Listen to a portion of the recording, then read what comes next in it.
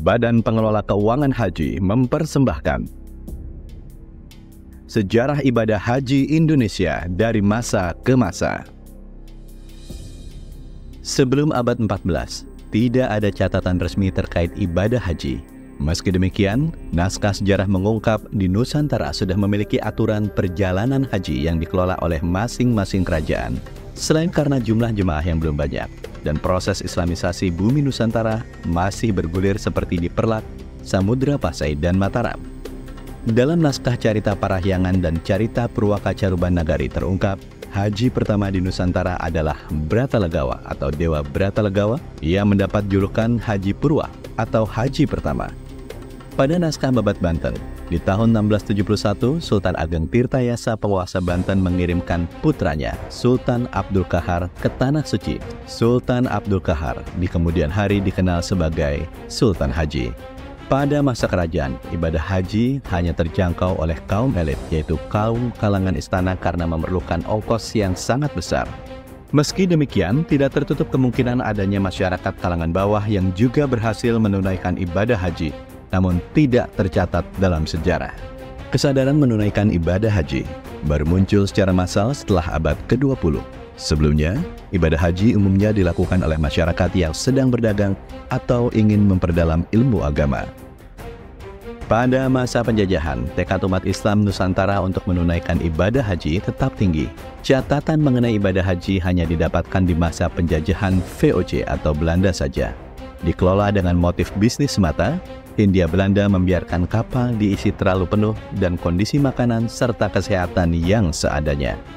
Di tahun 1937 hingga 1948, Indonesia tidak memberangkatkan jemaah haji karena situasi Perang Dunia Kedua serta jalur ibadah haji menjadi sangat tidak aman dan membahayakan. Pada awal masa kemerdekaan Indonesia, belum tersedia alat transportasi khusus jemaah haji Republik Indonesia. Peperangan yang masih terjadi di beberapa wilayah rute perjalanan menuju Mekah juga membuat umat Islam Indonesia tidak dapat menunaikan ibadah haji hingga tahun 1948. Namun sebagai negara merdeka, pemerintah Indonesia akhirnya mengirimkan utusan misi haji pertama di tahun 1948. Tahun 1979, pemerintah secara resmi baru menghentikan penggunaan kapal laut. Ongkos naik haji ditetapkan oleh Presiden bukan oleh Menteri Agama sebesar Rp1.490.000 atau setara dengan 120 gram emas. Kerajaan Arab Saudi pada tahun 1986 mulai menetapkan sistem kuota haji bagi setiap negara.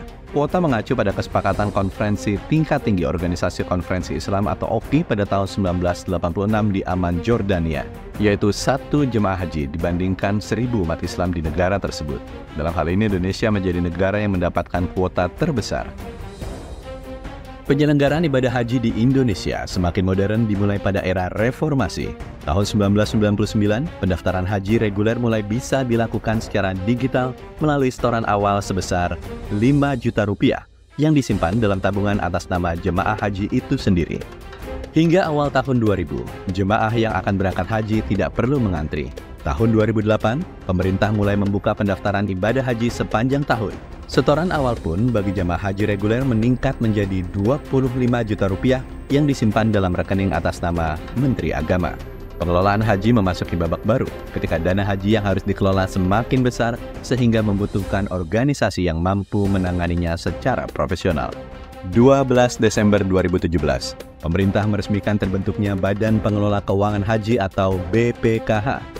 BPKH mendapatkan mandat untuk melakukan investasi, pengelolaan keuangan haji yang berasaskan pada prinsip syariah, kehati-hatian, manfaat, nirlaba, transparan, dan akuntabel.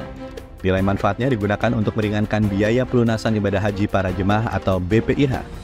Tahun 2025, BPIH berkisar pada Rp89 juta atau setara dengan 53 gram emas. BPKH memberikan nilai manfaat sehingga jemaah hanya perlu membayar biaya perjalanan ibadah haji atau biaya pelunasan ibadah haji sebesar Rp56 juta saja, atau 62% dari biaya real ibadah haji yang harus dikeluarkan. Dari masa ke masa, pemerintah terus berupaya meningkatkan pelayanan penyelenggaraan ibadah haji bagi Muslim Indonesia.